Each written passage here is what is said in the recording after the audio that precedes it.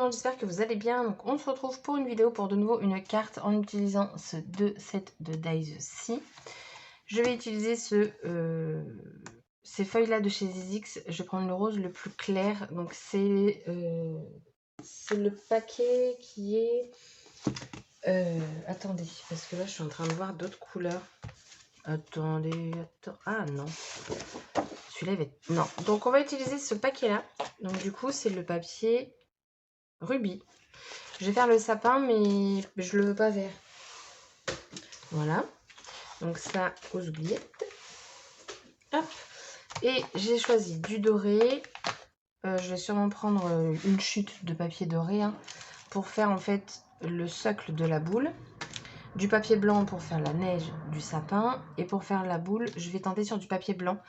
Et il faudra que du coup je la colle sur un autre papier, mais soit je fais un fond, je ne sais pas encore. Mais déjà on va mettre tout ça en action. Oh, le soleil, merci. De l'autre côté ça se voit pas. Donc c'est le principal parce que c'est le côté que je vais me servir. Sinon pour le sapin, au départ dans mes papiers pastels j'avais prévu celui-ci. Alors je fais la neige comme ça. À voir mise en superposition pour voir ce que ça donne. Sans ça, celui-là, c'est celui du set pastel.